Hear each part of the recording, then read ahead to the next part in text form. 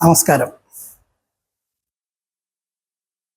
ഒരു പൊതു തെരഞ്ഞെടുപ്പ് കേരളത്തിൻ്റെതായിട്ടുള്ളത് കഴിഞ്ഞു. പക്ഷെ തിരഞ്ഞെടുപ്പ് പ്രക്രിയകൾ ഇനിയും അവസാനിച്ചിട്ടില്ല. തെരഞ്ഞെടുപ്പിൻ്റെ ഫലം എന്താണെന്ന് വരാൻ പോകുന്നേ ഉള്ളൂ. പക്ഷേ ജനങ്ങളുമായി ബന്ധപ്പെട്ടതിൻ്റെ അടിസ്ഥാനത്തിൽ, സ്ഥാനാർത്ഥികളുമായി ബന്ധപ്പെട്ടതിൻ്റെ അടിസ്ഥാനത്തിൽ, പല രാഷ്ട്രീയ പ്രസ്ഥാനങ്ങളുമായി ബന്ധപ്പെട്ടതിൻ്റെ അടിസ്ഥാനത്തിൽ മനസ്സിലാക്കിയ ചില കാര്യങ്ങൾ ആണ് പറയാൻ ഉദ്ദേശിക്കുന്നത്. ഈ തെരഞ്ഞെടുപ്പിൽ ഏറ്റവും പ്രധാനമായി കണ്ടൊരു കാഴ്ച ഹിന്ദുത്വ ആശയം ഉൾക്കൊണ്ടുകൊണ്ടുള്ള സമ്മതിദായകരും അതേപോലെ തന്നെ ആ ആശയങ്ങൾക്ക് നേതൃത്വം കൊടുക്കുന്ന ആൾക്കാരും കാര്യമായ പ്രവർത്തനം കാഴ്ചവെച്ചു എന്നുള്ളതാണ്. ഹിന്ദുത്വ ആശയത്തെ പ്രതിനിധാനം ചെയ്യുന്ന രാഷ്ട്രീയ പാർട്ടിക്കാർ അവരുടെ പ്രവർത്തനവും വളരെ നല്ല നിലയിലായിരുന്നു.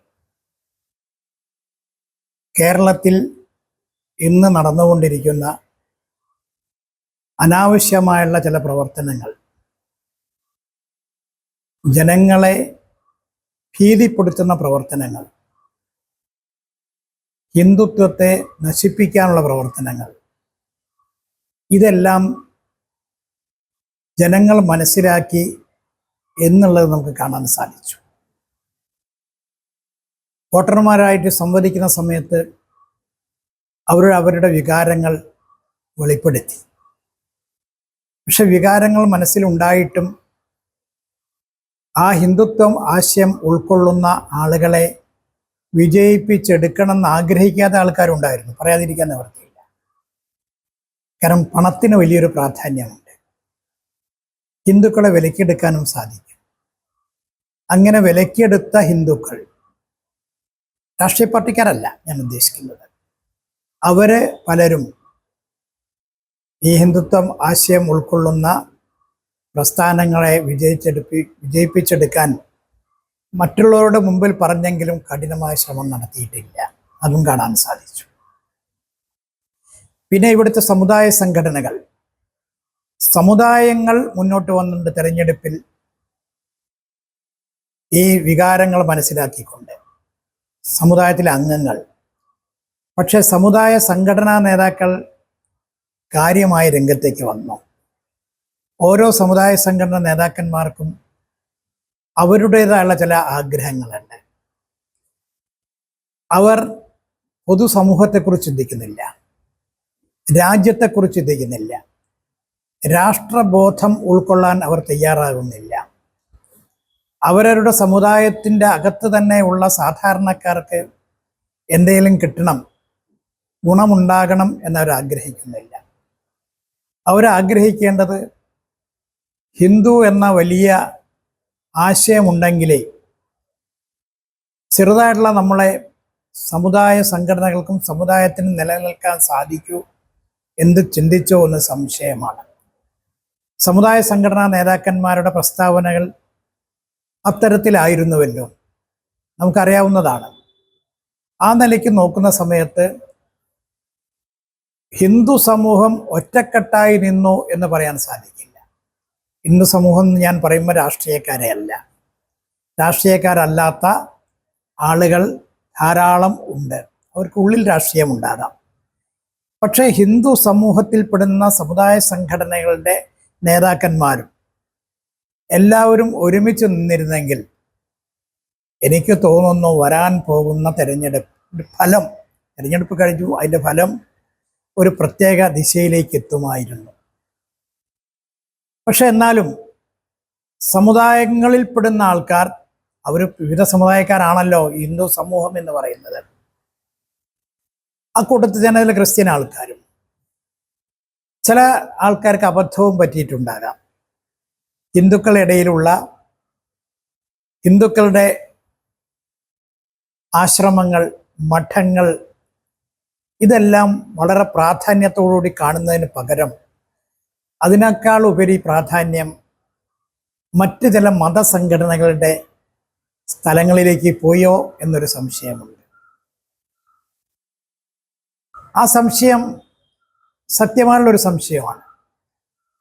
കാരണം മഠങ്ങളെ തിരസ്കരിച്ചു എന്ന് ഞാൻ പറയുന്നില്ല, ആശ്രമങ്ങളെ തിരസ്കരിച്ചു എന്ന് പറയുന്നില്ല. പക്ഷെ വേണ്ട വിധത്തിൽ അവരുപയോഗിക്കാൻ സാധിച്ചോ, അതേപോലെ തന്നെ അവരും വേണ്ട വിധത്തിൽ ഈ തെരഞ്ഞെടുപ്പിൽ കാര്യമായ പങ്കുവഹിക്കാൻ സാധിച്ചു എന്ന് പറയുന്നുണ്ടോ? ചില സന്യാസി ആശ്രമങ്ങളും സന്യാസി ശ്രേഷ്ഠന്മാരും ഹിന്ദുത്വ ആശയം ഉൾക്കൊള്ളുന്ന ആളുകൾ വന്നില്ലെങ്കിൽ, തിരഞ്ഞെടുപ്പിൽ കാര്യമായി മുന്നോട്ട് വന്നില്ലെങ്കിൽ ഹിന്ദുവിൻ്റെ സ്ഥിതി വളരെ കഷ്ടമാകുമെന്ന് പ്രഖ്യാപിച്ചവരുണ്ട്. ഇല്ലെന്ന് പറയുന്നില്ല. ചിദാനന്ദപുരി സ്വാമിയെപ്പോലുള്ള ആൾക്കാർ, അതേപോലെ തന്നെ പ്രമുഖരായുള്ള വലിയ സന്യാസിമാരും ഇവിടെ തീവ്രവാദം ശക്തിപ്പെടുന്നു. ആ തീവ്രവാദം ശക്തിപ്പെട്ടാൽ അത് അനുഭവിക്കുന്നത് ഹിന്ദുക്കളാണ്. ചിന്മയാനന്ദ സ്വാമിജി, അതേപോലെ സംപൂജ്യ സ്വാമി സത്യാനന്ദ സരസ്വതി തിരുവടികൾ, ഇവരൊക്കെ പ്രഖ്യാപിച്ച പോലെ ഹിന്ദു വോട്ട് ബാങ്ക് എന്നൊരു പ്രഖ്യാപനം നേരിട്ട് നടത്തിയില്ലെങ്കിലും, ഹിന്ദു വോട്ട് ബാങ്ക് ഉണ്ടായില്ലെങ്കിൽ ഹിന്ദു അനുഭവിക്കാൻ പോകുന്ന വിപത്ത് വളരെ കൂടുതലായിരിക്കും എന്ന് അവർ പറഞ്ഞു കഴിഞ്ഞു. അതനുസരിച്ച് സമ്മതിദാനാവകാശം രേഖപ്പെടുത്താൻ പോയവർ നല്ലൊരു വിഭാഗം അങ്ങനെ രേഖപ്പെടുത്തിയിട്ടുണ്ട് എന്നുള്ളതാണ് മനസ്സിലാക്കേണ്ടത്. സന്യാസി ശ്രേഷ്ഠന്മാരുടെ ഇടയിൽ നിന്നും, അതേപോലെ ഹിന്ദു സംഘടനാ നേതൃത്വങ്ങളുടെ ഇടയിൽ നിന്നും കാര്യമായ പ്രവർത്തനം ഉപരിയായി നടന്നതായിട്ടാണ് മനസ്സിലാക്കാൻ സാധിച്ചത്. ആ പ്രവർത്തനങ്ങൾ എല്ലാം കൂടി നോക്കുന്ന സമയത്ത് ഹിന്ദുത്വ ആശയങ്ങൾ ഉൾക്കൊള്ളുന്ന രാഷ്ട്രീയ പ്രസ്ഥാനങ്ങൾ വളരെയധികം മുന്നോട്ട് വരും എന്നുള്ളത് നമുക്ക് പ്രതീക്ഷിക്കാം. അതോടൊപ്പം തന്നെ ഹിന്ദുക്കളെ നശിപ്പിക്കാൻ വേണ്ടി ശ്രമിക്കുന്ന, പരസ്യമായി പ്രഖ്യാപിച്ച രാഷ്ട്രീയ പാർട്ടിയുടെ നേതൃത്വങ്ങളും സ്ഥാനാർത്ഥികളും പരാജയപ്പെടണം എന്ന ആഗ്രഹത്തോടു കൂടിയിട്ടാണ് ചില ഭാഗങ്ങളിൽ നിന്ന് പ്രവർത്തനമുണ്ടായെങ്കിലും അത് പൂർണ്ണമാകുമോ എന്ന് ഈ പ്രാവശ്യം സംശയവുമാണ് മനസ്സിലാക്കിയോടത്തോളം. ഏതായാലും നമുക്ക് വലിയൊരു നന്നായിട്ട് പ്രതീക്ഷിക്കാം.